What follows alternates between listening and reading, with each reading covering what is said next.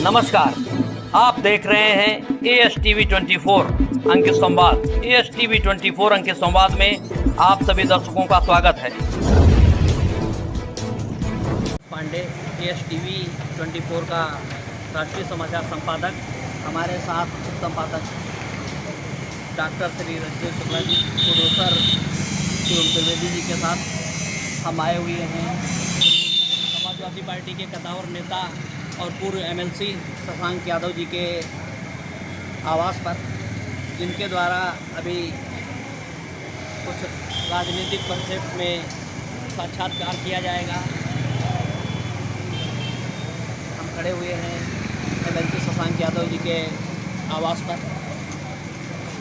हमारे साथ मौजूद हैं समाजवादी पार्टी के कद्दावर नेता, पूर्व MLC और पूर्व जिलाध्यक्ष और वरिष्ठ अधिवक्ता शशांक यादव जी। हम सर्वप्रथम तो उनसे ये जानना चाह रहे हैं कि आप मूल रूप से जनपद बिजनौर के रहने वाले हैं और आप कब आए और किस हिसाब से आपको लखीमपुर खीरी की जनता को सेवा करने का मौका मिला। सवाल तो सभी और उदय भाई यहाँ पे व्यक्तिगत सवाल पूछे, लेकिन मैं लखीमपुर को तब आया था जब मैं मुझे ये पता है यहाँ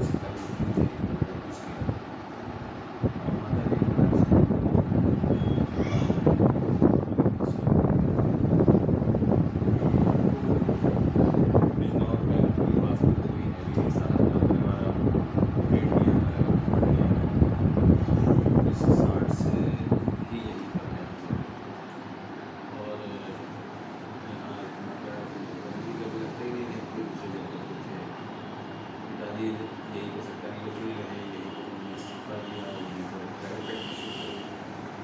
जनपद के टॉप अंदर हुए चौधरी के वकील बने, माता जी शिक्षा जी वो तमाम पदों में रही, CWC की चेयरमैन को रिटायर्ड में। अब तो यही जिंदगी है, यही घर है, यही है। तमाम मुश्किल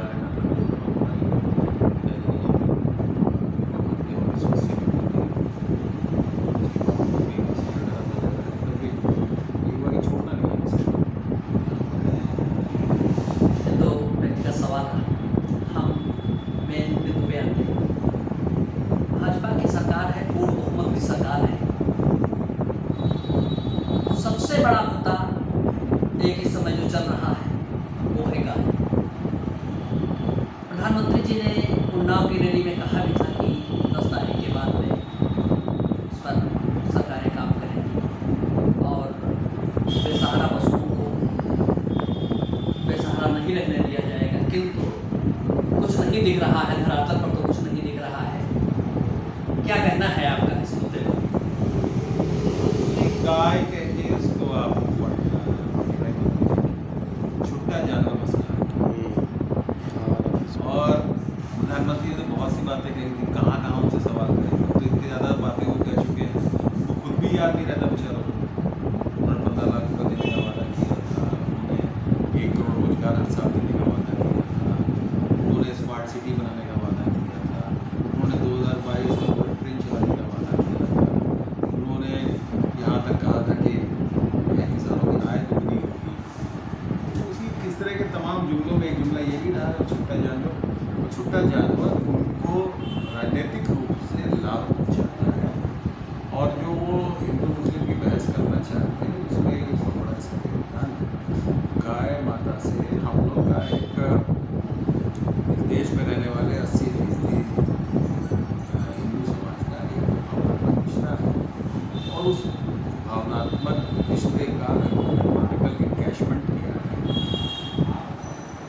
गौ हत्या तो सबसे बड़ा पाप माना जाता है। गौ हत्या केवल मार देना ही काफ़ी नहीं होता है। गौ हत्या तो वो भी अगर आपने खाने का सामान नहीं दिया। तमाम गौशालाओं में तमाम परिवारों ने 500-500, 600 गायों की सामूहिक जो है उनके अमृत शरीर दिखाए। ये सब पाप आज नहीं तो कल जो इसके दोषी हैं उनको मिलेगा।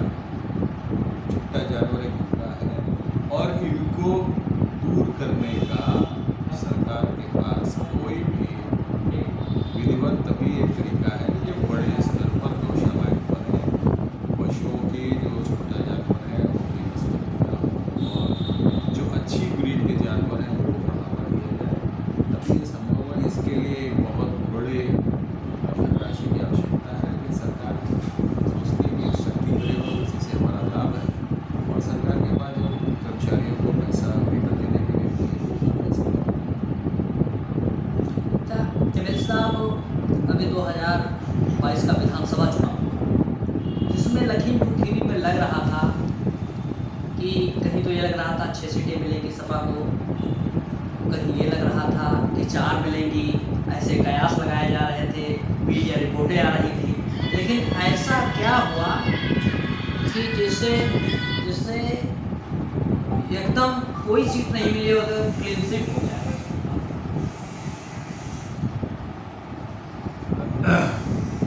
भाजपा विभाजनकारी नीतियों को हवा देने में बहुत ही सक्षम है और इसका एक तंत्र है, इसमें कोई दो राय नहीं।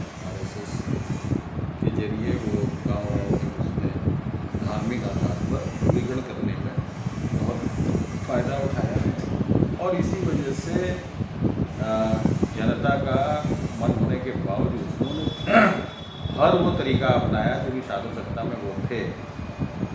हर विधानसभा में 15 से 20 हज़ार वोट इन्होंने जो है इसको छिन्न भिन्न किया, जिसको वोटर ढूंढते रहे उनको अपने वोट दिखाई नहीं पड़े और पॉइंटेडली सपा का वोट बैंक पर जो वोट थे उन्हीं वोटर्स पर अच्छे वोट हो गया और पिछली जाति को शिफ्टिंग की गई, तो तमाम जगह जाँच में की गया और जो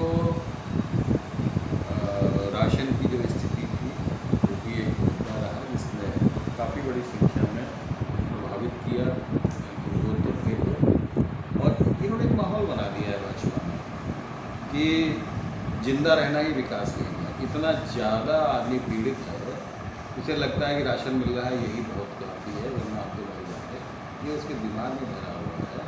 क्योंकि उज्ज्वला का गैस सिलेंडर बढ़ा, मैं एक साधारण उदाहरण देता हूँ और मैंने अपना खुद सर्वे किया, 10% लोग भी दोबारा सिलेंडर को नहीं भरवा रहे।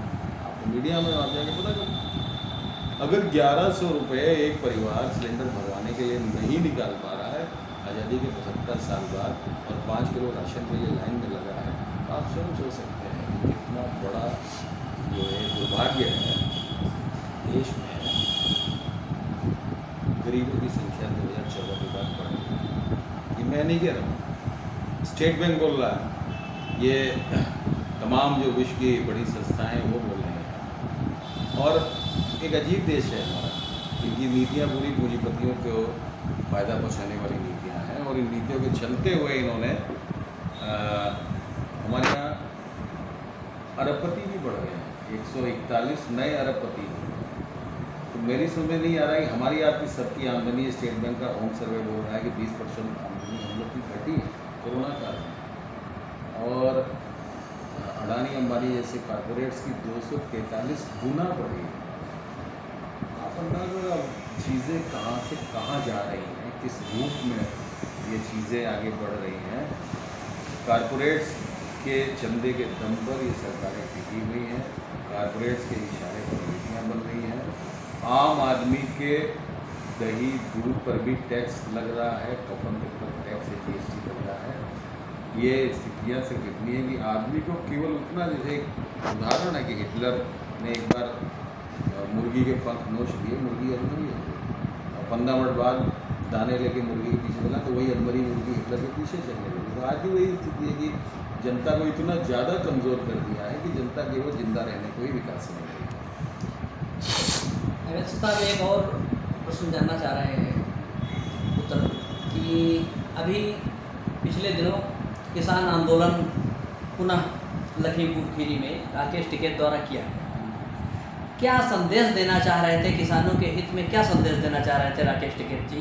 यहाँ मैंने पूछा, लोगों से बात भी करी, तो चूँकि आज़ादी के 75 साल हुए थे तो उनको एक किसान आंदोलन का एक सिंबॉलिक घटना भी देनी थी, और वो चूँकि लगातार यहाँ से लाकर सुप्रीम कोर्ट तक लड़ाई लड़ रहे हैं के साथ जो लखीमपुर जनपद के प्रेसिडेंट शेट्टी, इनको कॉन्स्पिरेसी का मुलजिम बनाया जाए, उसी के लिए धरना दिया उन्होंने।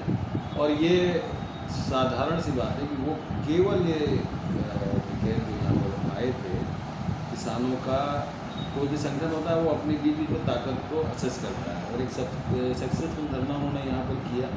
तो ऐसा लगता है कि किसान आंदोलन से जुड़े हुए जो लोग हैं, जो संगठन हैं, वो अपनी यहाँ पर सक्रिय हैं और अपनी बात को आगे चला रहे हैं। संदेश देने के पीछे मुझे मकसद ये लग रहा है वो किसान एकता को ही दर्शाना चाहते हैं। अब आपके सामने लोकसभा का चुनाव आ रहा है 2024। क्या जनता समाजवादी पार्टी को के साथ हो सकती है? क्या ऐसे भाव हैं या कोई ऐसी रणनीति आपके द्वारा या आपके नेताओं द्वारा तैयार की जा रही है, इनसे बड़ी योजनाएं लागू करने का कोई विचार है? लोकतंत्र तभी जिंदा रहता है जब आदमी को बोलने का अधिकार हो। जब उस बोलने की आज़ादी पर ही खतरे हैं और एक आशंका पैदा हो गई है कि देश एक one nation one ration card की बात चलने लगी, वन नेशन वन टैक्स की बात चलने लगी। हमारा देश जिस समय संविधान बना था तो संघात्मक गणराज्य के रूप में था कि राज्यों का एक संघ होगा और जिसमें केंद्र सरकार एक दिल्ली की सरकार होगी, वो बीच का केंद्र होगा।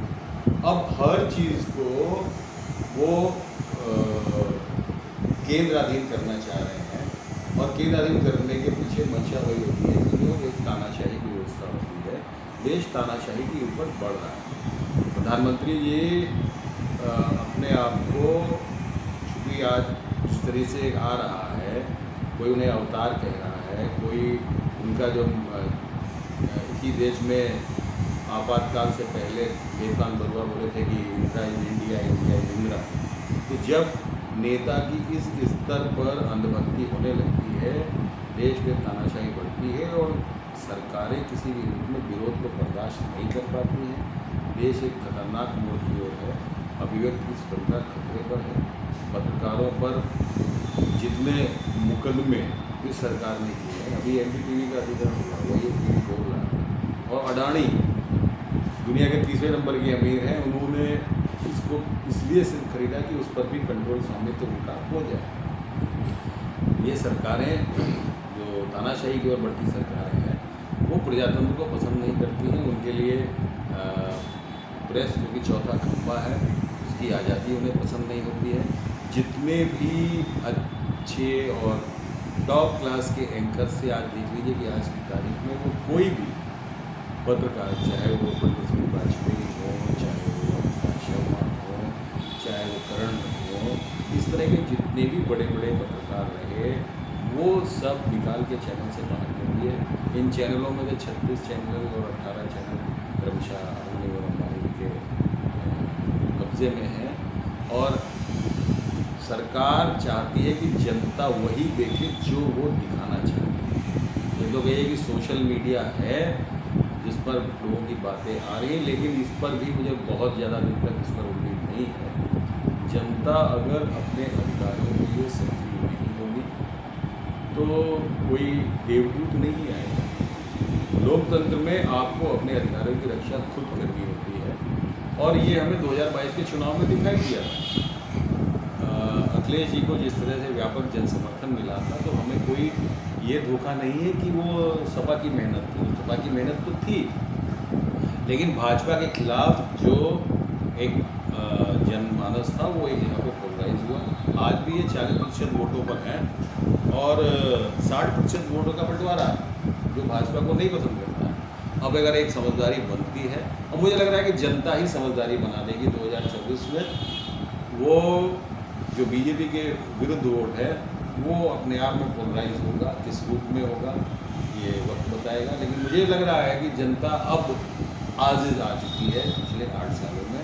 अब वो एक निजात पाना चाहती है। अच्छा, राहुल गांधी जी को राष्ट्रीय अध्यक्ष लगभग बनाने की तैयारी हो रही है, क्या इनके राष्ट्रीय अध्यक्ष बनने से कोई विशेष फायदा कांग्रेस का हो सकता है? देखिए, दूसरे दल का मैटर है, उस पर हमारी कोई भी टिप्पणी उचित नहीं है। हम तो बस एक राजनीतिक व्यक्ति होने के नाते इतना कह सकते हैं कि देश में विपक्ष मजबूत होना चाहिए।